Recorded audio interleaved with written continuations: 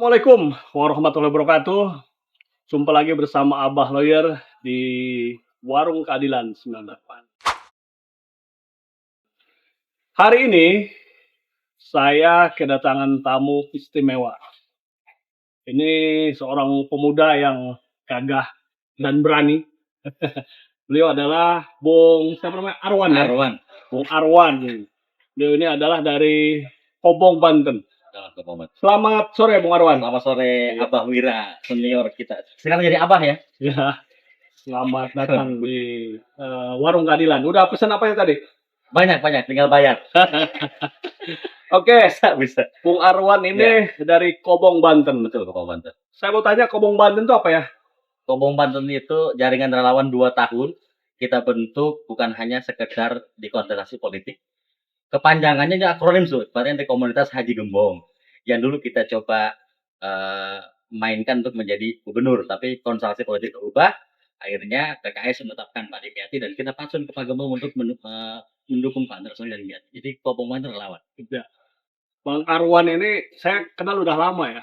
Dulu kita di Jarum dulu ya. Di Jarum. Nah, memang dia banyak sekali gerakannya dan memang semuanya ini pro rakyat ya.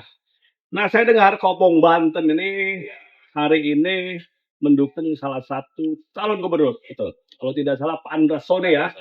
Kenapa nih kok bisa mendukung Pak Antarsoni?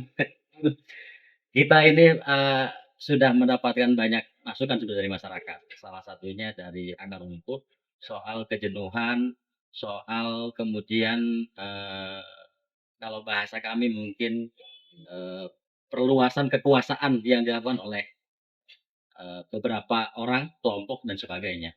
Antarsoni bagian penting dari upaya untuk diberikan kepada publik ini adalah pilihan-pilihan. Kami kemarin 2 bulan kemarin akhirnya melakukan deklarasi untuk mendukung Pak Antarsoni dan Dimyati dalam rangka untuk berbenah agar Banten bisa maju di bawah kepemimpinan Pak Andra. Yang notabene Pak Andra ini bukan dari keluarga yang berbin dari hegemoni politik yang lain, tapi beliau adalah akar rumput dari kita. Binti dan Bin. Binti. Ini luar biasa. Jadi ini perlu didukung karena beliau adalah berasal dari rakyat dan akar rumput. Ya, luar biasa ya Pak Antarsoni. Nah, saya dengar Pak Antarsoni punya ada dua jargon yang menarik ya. Salah satunya adalah pendidikan gratis atau menanggung pendidikan dari SMA sampai kuliah. Ada juga tidak korupsi. Nah, kira-kira gimana nih tidak korupsi ini? 2 hal yang menarik, tetapi kemudian yang paling penting mestinya yang jadi ukuran pertama adalah tidak korupsi. Dan ini harus betul-betul diwujudkan dalam tindakan yang nyata. Karena bagaimanapun juga Banten ini agak dikenal tercoreng dengan persoalan-persoalan korup dan ini harus dijawab oleh Antarsoni. Dan sebelah kami belum menemukan program yang berani menyatakan bahwa kami tidak korupsi. Ya, karena mungkin ada bagian-bagian penting yang terkikis dari soal korupsi. Soal visi yang kedua, pendidikan yang menjadi penting. Apalagi saya lahir di Lebak, maksud saya domisili di Lebak. Banyak orang Lebak yang hingga detik ini belum mengenyam pendidikan sampai tingkat SMA. Saya berteman dengan teman-teman yang juga aktivis, tapi pas saya cek ijazahnya hanya lulusan SMP. Artinya betul-betul perlu diwujudkan, tetapi tadi harus dijelaskan pada masyarakat apa yang akan diberikan supportingnya, apakah bentuk uang atau bentuk lain sehingga masyarakat juga akan yakin memilih karena faktor visi. Ya, ini korupsi ya, kasus korupsi apa tidak korupsi ada nih ya. Wakilnya Pak Antarsoni ada yang bilang bahwa dia juga tidak bersih korupsi dan lain-lain. Nah, saya tanya apakah ada Pak Dimyati ini yang sudah ingkrah? Sepakat. Jadi Abah juga berani menyampaikan itu karena ini akhirnya jadi banner. Wakilnya Pak Andra, Pak Dim terindikasi secara isu bahwa dia korupsi. Padahal kemudian dalam aturan setiap orang yang korupsi kalau kemudian diputuskan oleh pengadilan, maka itu betul-betul terjadi korupsi. Bisa saja diisu. Kalaupun misalnya itu menjadi gorengan, saya pikir yang harus dikedepankan saat itu adalah Pak Andranya.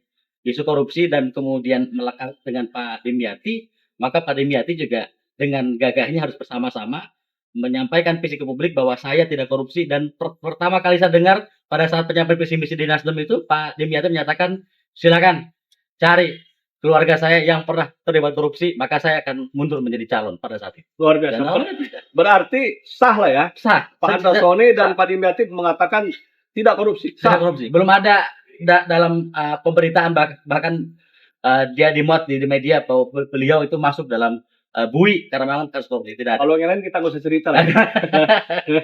Kita nggak usah cerita ya. Ada yang belum saja mungkin yang lain. Ya.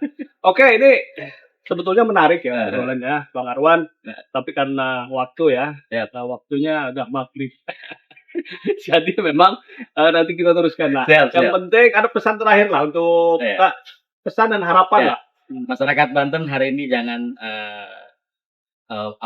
jangan kemudian terbuai oleh soal-soal survei. Saat ini kita melihat elektabilitas lawannya Pak Antasoni juga tinggi, tetapi bukan itu.